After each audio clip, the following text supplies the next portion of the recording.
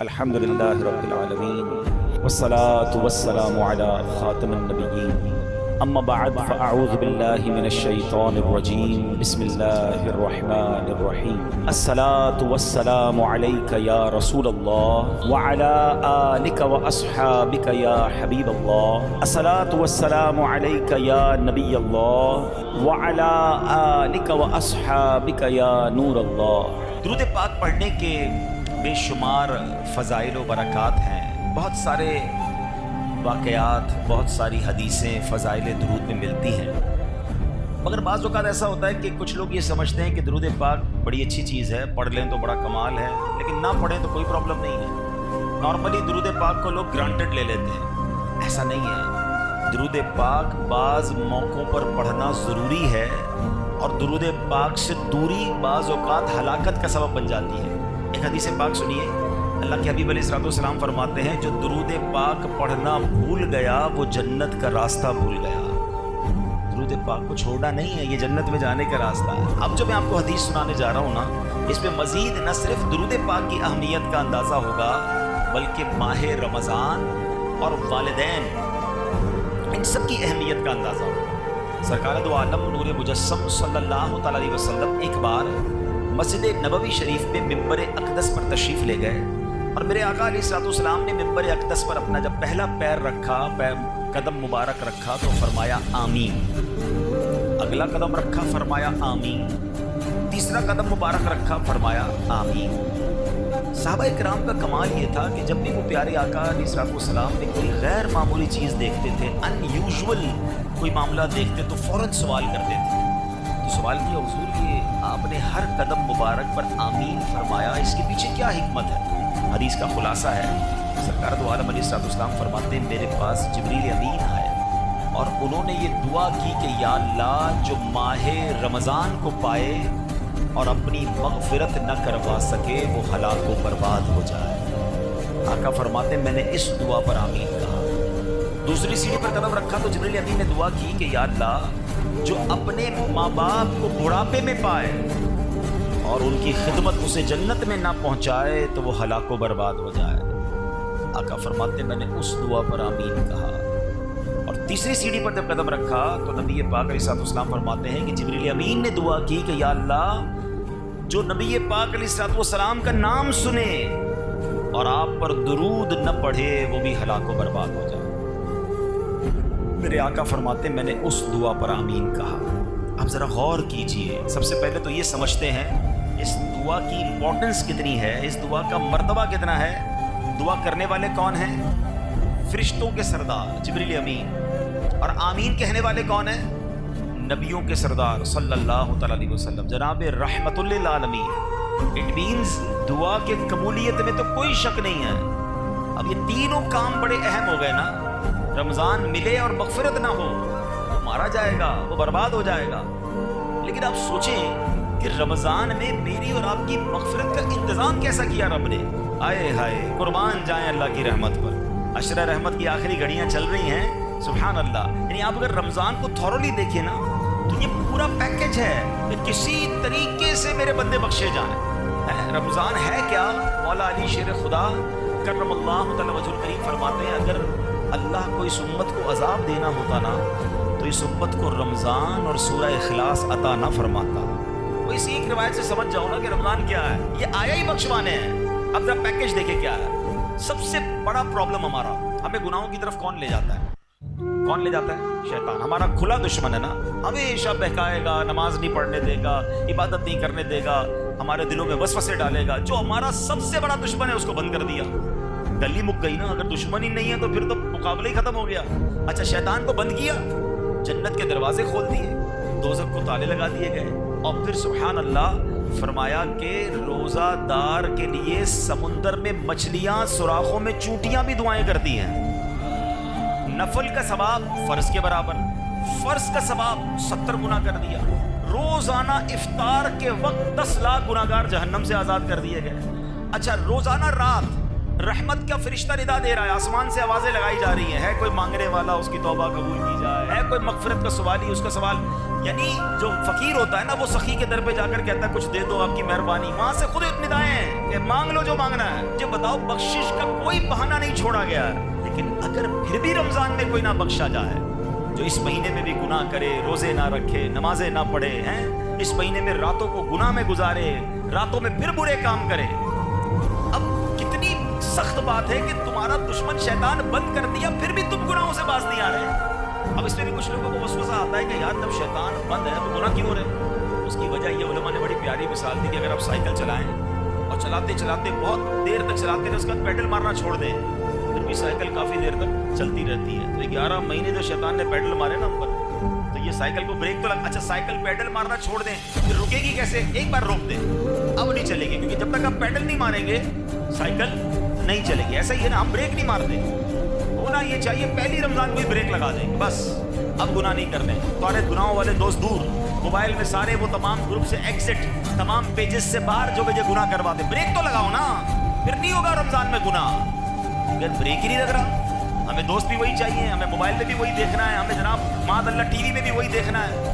تو اب سوچیں رمضان میں گناہ کی پنشمنٹ بھی زیادہ ہے، اس کی سزا بھی زیادہ ہے، مگر لوگ گناہوں سے باز نہیں آتے. رمضان ایک حدیث سے اس کی سیویرٹی، اس کی سختی سمجھو.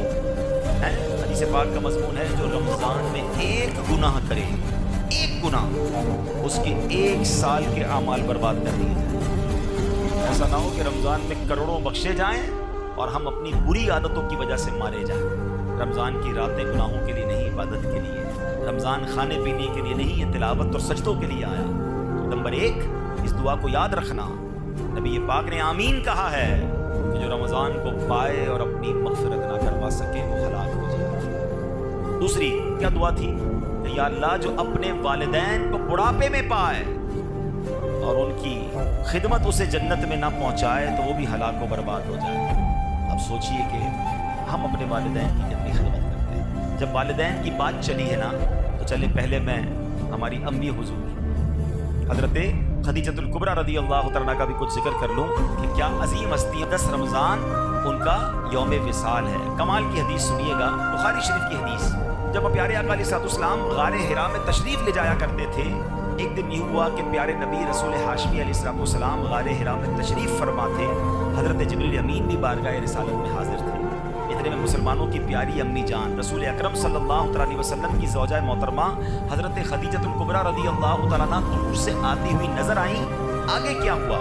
بخاری شریف کی حدیث سے پاک سنیے کہ صحابی رسول حضرت ابو ہریرہ رضی اللہ تعالیٰ عنہ فرماتے ہیں حضرت جبریل امین نے خدیجۃ الکبریٰ رضی اللہ تعالیٰ عنہ کو دیکھا تو عرض کیا یا رسول اللہ صلی اللہ علیہ وسلم، یہ خدیجہ آ رہی ہیں، ان کے پاس برتن ہے جس میں کھانا ہے، جب وہ آپ کے پاس پہنچ جائیں تو انہیں اللہ پاک کا بھی سلام دیجئے، میرا بھی سلام کہیے، اور انہیں خوشخبری سنا دیجئے کہ جنت میں ان کے لیے اندر سے خالی یعنی خولدار موتیوں سے بنا ہوا گھر ہے جس میں نہ کوئی شور ہے نہ کوئی تکلیف ہے. اللہ کا سلام، جبریل امین کا سلام اور جنت میں گھر کی بشارت. جب حضرت خدیجہ نبی پاک کے پاس پہنچی تو پیارے آقا علیہ السلام نے فرمایا اللہ پاک اور حضرت جبریل نے تمہیں سلام کہا ہے. تو اس کا جواب دیتے ہوئے حضرت خدیجہ نے کیا کہا؟ ان اللہ هو السلام وعلی جبریل السلام وعلیک السلام ورحمۃ اللہ وبرکاتہ. یعنی اللہ پاک سلام ہے اور حضرت جبرائیل اور آپ علیہ السلام پر سلامتی، اللہ پاک کی رحمتیں اور برکتیں ہوں. یہ مرتبہ ہے ہماری امی حضور حضرت خدیجۃ الکبریٰ رضی اللہ تعالی عنہا کا. مادر اولی اہل ایمان کی ہے یہ اس کی بزرگی و پاکیزگی، برگزیدہ ہے رب محمد کی بھی، عرش سے جس پہ تسلیم نازل ہوئی، اس سرائے سلامت پہ لاکھوں سلام. اس کا جبریل ملحوظ رکھے ادب، جنتی گوہرے گھر اسے بخش رب، کوئی تکلیف اس میں نہ شور و شغب، منزل من قصب لا نصب لا صخب، ایسے کو شک کی زینت پہ لاکھوں سلام. سبحان اللہ. حضرت خدیجہ کا مرتبہ آپ کا کچھ تعارف بھی سن لیتے ہیں. سبحان اللہ. آپ رضی اللہ تعالیٰ عنہ کی کیا شان ہے. آپ کی کنیت ام قاسم ہے، آپ کا سب سے مشہور لقب الکبریٰ ہے. آپ بہت پاک باز، بہت باہمت، بلند حوصلہ، باعزت، اعلیٰ نسب رکھنے والی اور نہایت عقل مند خاتون تھی۔ آپ کے اعلیٰ اوصاف و کمالات کی کیا شان ہے کہ زمانہ جاہلیت میں بھی آپ کو طاہرہ یعنی پاکیزہ خاتون اور سیدۃ قریش یعنی قریش کی سردار خاتون کے لقب سے پکارا جاتا تھا۔ اسلام کا اعلان نہیں ہوا، اس سے پہلے کی بات ہو رہی ہے۔ حضرت خدیجہ کا ایک بڑا پیارا لقب صدیقہ بھی ہے۔ نبی پاک علیہ السلام نے فرمایا ہذہ صدیقہ امتی، یعنی یہ میری امت کی صدیقہ ہے۔ ایک اور خوبصورت بات کہ پیارے آقا کے 7 اولاد ہوئی، یاد رکھیے 7 بچے ہیں نبی پاک علیہ السلام کے، 4 شہزادیاں، حضرت زینب، حضرت رقیہ، حضرت ام کلثوم اور بی بی فاطمہ رضی اللہ تعالی عنہن، اور 3 شہزادے حضرت قاسم، حضرت عبداللہ اور حضرت ابراہیم۔ ان میں سے صرف حضرت ابراہیم جو تھے وہ حضرت ماریہ قبطیہ رضی اللہ تعالیٰ عنہ کے شہزادے ہیں۔ باقی ساری اولاد نبی پاک علیہ السلام کی وہ حضرت خدیجہ رضی اللہ تعالیٰ عنہ سے ہے۔ یہ یاد رہے۔ ایک اور خوبصورت بات کہ جب نبی پاک علیہ السلام نے ان سے نکاح فرمایا، پیارے آقا کی عمر مبارک 25 سال تھی، اور جب تک بی بی خدیجہ دنیا میں ظاہری حیات میں رہی، میرے آقا علیہ السلام نے کسی اور سے نکاح نہیں کیا۔ اور ایک اور شاندار بات کہ تمام دنیا کے سیدوں کی، حسنی حسینی سیدوں کی جو نانی جان ہیں وہ حضرت خدیجۃ الکبریٰ رضی اللہ عنہا۔ 65 سال کی عمر میں 10 رمضان المبارک 10 سن نبوی آپ کا وصال مکہ مکرمہ میں ہوا۔ آج بھی آپ کا مزار جنت المعالی مکہ مکرمہ میں موجود ہے۔ اللہ کریم تربت حضرت خدیجہ پر اپنی کروڑوں رحمتوں کی بارش نازل فرمائے اور ہم سب کو ان کے فیضان سے مالا مال فرمائے۔ آپ ایک رول ماڈل ہیں۔ پیارے آقا علیہ السلام کی زندگی کا جو سب سے ٹف ٹائم تھا نا، وہ اسلام کا جب اعلان ہوا تھا۔ اس سے پہلے تو لوگ بڑا پیار کرتے تھے نا، آپ کو صادق اور امین کہتے تھے، مگر جب نبی پاک نے اعلان نبوت کیا اس کے بعد اپنے پرائے ہو گئے، جان کے دشمن ہو گئے۔ مگر آپ کی زوجہ حضرت خدیجہ نے جو نبی پاک کو حوصلہ دیا، جو آپ کا ساتھ دیا، پیارے آقا علیہ السلام اپنی زندگی کے حیات طیبہ کے آخری لمحات تک حضرت خدیجہ کو یاد کرتے تھے کہ خدیجہ نے مجھے اس وقت ساتھ دیا جب میرا کوئی ساتھ دینے والا نہیں تھا۔ تو یہ بات سیکھنی چاہیے ہماری ماؤں بہنوں کو کہ اگر گھر میں مرد کسی مشکل میں ہے، پریشانی میں ہے، تو ہمیں اس کا ساتھ دینا ہے، تانے نہیں دینے، ٹینشن نہیں دینی ہے۔ اور یاد رکھیں میری وہ بہنیں اور مائیں جو مشکل وقت میں اپنے شوہر کا، اپنے بھائی کا، اپنے والد کا ساتھ دیتی ہیں، وہ اللہ انہیں سکھ کے دن ضرور دکھاتا ہے۔ اور جو ہم نے سنا، حدیث پھر آتے اس دعا کی طرف، حضرت جبریل نے دعا کی کہ جو اپنے ماں باپ کو بڑھاپے میں پائے اور مغفرت نہ کروا سکے وہ ہلاک ہو جائے، تو اس سے سوچنا یہ ہے، اس سے سمجھنا یہ ہے کہ ماں باپ کی کتنی خدمت کرنی ہے، ماں باپ کی کتنی دعائیں لینی ہے۔ میں آج ایک تحدیث نعمت کے لیے شاید کسی کو یہ بات ترغیب کے لیے مل جائے، اس لیے بیان کرنے جا رہا ہوں۔ میرے ابو جان تقریباً 30 محرم کو آپ کا وصال ہوا، اللہ پاک ان کی بے حساب مغفرت فرمائے۔ ہمیں یہ ضرور اطمینان ہے کہ محرم کے اسی مہینے میں عاشورے میں انہوں نے عمرہ بھی کیا تھا، اور حدیث پاک ہے کہ ایک عمرہ دوسرے عمرے تک گناہوں کا کفارہ ہے۔ والد صاحب نماز کے لیے گھر سے نکلے تھے اور راستے میں چوٹ لگی، اور اسی چوٹ سے وہ پھر دنیا سے چلے گئے، واپس نہ آ سکے۔ تو جو راہ خدا میں نکلتا ہے، اللہ پاک اس کو اس سے اچھی کیا موت ہوگی کہ نماز کی حالت میں وہ تشریف لے گئے۔ لیکن میں نے یہ سوچا کہ ماں باپ تو چلے گئے، اگر ماں باپ حیات ہوتے تو ہم ان کے ساتھ کوئی افطار تو کرتے نا، ان کی کوئی افطار کی دعوت تو کرتے۔ تو میں نے اور میرے بھائی نے مشورہ کیا کہ اب نہ امی ہیں نہ ابو ہیں، ان کی مسجدیں تو ہیں، تو کیوں نہ ہم وہاں جا کر قرآن خوانی کر کے ایک افطار اجتماع ان کے ایصال ثواب کا کریں، تاکہ ان کی روح کو ثواب پہنچے اور قبر میں بھی انہیں احساس ہو کہ انہیں بچے ان کے بھولے نہیں ہیں۔ یہ بات میں نہ کرتا، مگر میں اس لیے اس طرح کی بات کر رہا ہوں کہ شاید وہ لوگ جن کے ماں باپ چلے گئے ہیں ان کو ترغیب ملے کہ خدا کی قسم آج اگر آپ کے پاس ماں باپ ہیں، واللہ یو آر سو لکی، جس کے پاس ماں باپ بھی ہیں اور رمضان بھی ہے۔ آئے ہائے، اور کیا چاہیے تمہیں کہ ماں کے ساتھ افطار کرتے ہو، والد کے ساتھ افطار کرتے ہو، ماں کی دعائیں تمہارے ساتھ ہیں اور رب کی رحمتیں برس رہی ہیں، اس سے اچھی تو کوئی بات نہیں ہے۔ تو پلیز ماں باپ ہیں تو قدر کیجئے، دعائیں لیجئے، ان سے ان کو راضی کرنا، یہ تمہارے لیے جنت کا سامان ہے۔ حدیث پاک کا مضمون ہے جن سے ان کے ماں باپ راضی ان سے ان کا رب راضی۔ ماں باپ ناراض تو رب ناراض، انہیں ناراض نہ کرنا، ہمیشہ خوش رکھنا۔ اور اگر ماں باپ چلے گئے ہیں تو انہیں بھولا نہ کرو، کسی نہ کسی بہانے انہیں تحفے پہنچایا کرو۔ ہم क्या तोहफा पहुंचा सकते हैं? अब तो उनको कोई पैसे तो नहीं दे सकते, कोई सूट पीस भी नहीं दे सकते, मगर दुआएं तो दे सकते हैं, सवाब तो पहुंचा सकते हैं। हर बंदा अपनी हैसियत के मुताबिक करे, जरूरी नहीं कि आप बहुत बड़ा इफ्तार इज्तिमा अम्मा जान के लिए करेंगे तो ही सवाब पहुंचेगा, पूरी मस्जिद बनाएंगे। हर बंदा अपनी हैसियत के मुताबिक, आप मस्जिद में एक ईंट लगा दें, अगर आपकी जितनी हैसियत है, आप 2 खजूरें किसी को खिला दें कि ये मेरे अब्बू के नाम की एक खजूर, ये मेरी वालदा के नाम की एक खजूर, उन्हें पता तो चले, उन्हें की रूह को एहसास तो हो कि बच्चों ने याद रखा है, भूल नहीं गए, भूली बिसरी दास्तान नहीं बन गए हम। और आज आप अपने माँ बाप को याद रखेंगे, कल आपके बच्चे आपको मरने के बाद याद रखेंगे।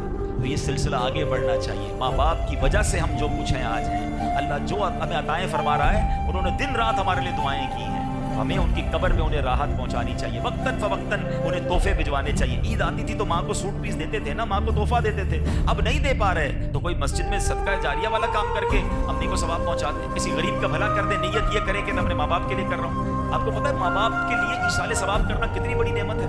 जो बच्चा अपने माँ बाप के लिए हज करता है ना, यानी अगर फर्ज हज पहले कर लिया, अब नफली हज करने जा रहा है और नियत करता है कि मैं अपने वालिदैन के लिए कर रहा हूँ, तो हदीसों में ये अल्फाज आते हैं कि माँ बाप को तो हज का सवाब मिलेगा, इस बच्चे को 10 हज करने का सवाब मिलेगा। कमाल की हस्तियां, इनकी वजह से हमारा सवाब भी मल्टीप्लाई हो जाता है, तो क्यों इन्हें भूलें, खूब इसाले सवाब करें, उनकी कब्र पर जाया करें। और तीसरी हदीस पाक का जो जुज़ था, तीसरी दुआ थी कि अल्लाह के नबी अलैहिस्सलाम ने फरमाया कि जो प्यारे आका अलैहिस्सलाम का नामे नामी सुने और दुरूद पाक न पढ़े, वो भी हलाक व बर्बाद हो जाएगा। तो खूब दुरूद पाक पढ़ें, खूब दुरूद पाक पढ़ें। इस महीने में दुरूद पाक पढ़ने की आदत डालें। उलमा ने ये बड़ा आसान कर दिया हमारे लिए कि अगर हम कभी नबी पाक अलैहिस्सलाम का नाम सुने और दुरूद पढ़ना भूल गए, तो उलमा कहते हैं दिन में एक मखसूस तादाद में दुरूद पाक पढ़ लिया करो, 100 बार, 200 बार, 300 बार। तो पूरे दिन में जितनी बार भी नामे नामी सुना होगा, लिया होगा, दुरूद नहीं पढ़ सके, तो अब जो ये पढ़ोगे, ये पढ़ना कायम मकाम हो जाएगा। तो अल्लाह करीम से मैं दुआ करता हूँ कि रब्बे करीम हमें माह रमज़ान की कदर नसीब फरमाए, अपने वालिदैन की कदर नसीब फरमाए, हमें दुरूद पाक की कसरत करने की तौफीक अता फरमाए। रमज़ान में तरावी में जीना चुराया करें। कुछ लोगों को देखा है शुरू में 3-4 दिन आते हैं फिर गायब हो जाते हैं, या 2-5 रोज़ा 10 रोज़ा तरावी पढ़ के समझते हैं तरावी माफ़ हो गई है। तरावी सुन्नत मुअक्कदा है। आपको पता है तरावी का सवाब कितना है? रमज़ान में हर सजदे पर अल्लाह करीम 1500 नेकियां अता फरमाता है। हर सजदे पर जन्नत में सुर्ख याकूत का एक घर अता किया जाता है। हाय हाय हाय, इतनी अल्लाह ने रहमतें आसान कर दी, फिर हम तरावियों से भाग जाते हैं। तरावी भी पढ़ें, नवाफिल भी पढ़ें, तहज्जुद भी पढ़ें, अल्लाह तौफीक दे इशराक चाश्त भी पढ़ें, रग़बत करें। ये वक्त आया, आपको पता है पिछले रमज़ान में कई लोग हमारे साथ थे, क्या पता और आज नहीं है, क्या पता अगले रमज़ान में हम ना हो। तो इस रमज़ान को अपना आखिरी रमज़ान समझें और खूब इबादतें कर लें। ये बख्शवाने आया है तो कर लीजिए जितनी नेकियां करनी है। और आखिर में अर्ज़ ये है कि इस महीने में सखावत भी कीजिए अपनी हैसियत के मुताबिक, अपने गरीब रिश्तेदारों की मदद कीजिए, दीगर मुसलमानों की मदद कीजिए। और उसके बाद मेरी गुजारिश है अपनी दावत इस्लामी का भी साथ दें। अल्लाह पाक अमल करने की तौफीक अता फरमाए। अल्लाह पाक इस महीने की बरकतें हम सबको नसीब फरमाए। सल्लु अलल हबीब सल्लल्लाहु तआला अला मुहम्मद सल्लल्लाहु अलैहि वसल्लम। अल्हम्दुलिल्लाहि रब्बिल आलमीन वस्सलातु वस्सलामु अला खातिमिन नबिय्यीन या अरहमर राहिमीन या अरहमर राहिमीन या अरहमर राहिमीन या रब्बना या रब्बना या रब्बना या रब्बना या रब्बना। ऐ रब्ब करीम, हमारी ज़िंदगी में जो टूटे फूटे नेक अमाल हैं मेरे मालिक, इन तमाम अमाल का सवाब सरकार दो आलम नूर मुजस्सम सल्लल्लाहु ताला अलैहि वसल्लम की बारगाह में हदियतन तोहफ़तन अक़ीदतन पेश करते हैं, कबूल फरमा। प्यारे आका के वसीला जलीला से तमाम अंबियाए किराम, तमाम सहाबाए किराम, बिलखुसूस अज़वाज मुतहरात, हमारी अम्मी हुज़ूर हज़रत खदीजतुल कुबरा रज़ियल्लाहु ताला अन्हा, तमाम शहदाए करबला, शहदाए बदर, शहदाए उहद, वालिदैन मुस्तफ़ा की अरवाह को पेश करते हैं, कबूल फरमा। ऐ रब्बे करीम, तमाम औलियाए कामिलीन खुसूसन बिलखुसूस पीराने पीर, पीर दस्तगीर शेख अब्दुल कादिर जीलानी रहमतुल्लाहि तआला अलैहि की रूह मुबारका को पेश करते हैं, कबूल फरमा। ऐ अल्लाह सैयदी आला हज़रत को इसका ईसाले सवाब पेश करते हैं, कबूल फरमा। तमाम मुस्लिमीन, तमाम मुस्लिमात, बिलखुसूस मेरे मरहूम वालिदैन, दादा दादी, नाना नानी, तमाम रिश्तेदार और यहाँ जितने इस्लामी भाई मौजूद हैं, अल्लाह इनमें से जिनके वालिदैन والدین دنیا سے چلے گئے، والدین میں سے کوئی ایک، اے اللہ ان کو اس کا ثواب پیش کرتے ہیں قبول فرما۔ اے اللہ بخشے جانے والوں میں ہمارا نام بھی شامل فرما دے۔ اے اللہ آج ہماری بھی مغفرت فرما دے، ہمارے ماں باپ کو بخش دے، ہمارے بھائی بہنوں کو بخش دے، ہمارے بیوی بچوں کو بخش دے۔ اے اللہ سرکار علیہ الصلوۃ والسلام کی ساری امت کی بخشش فرما۔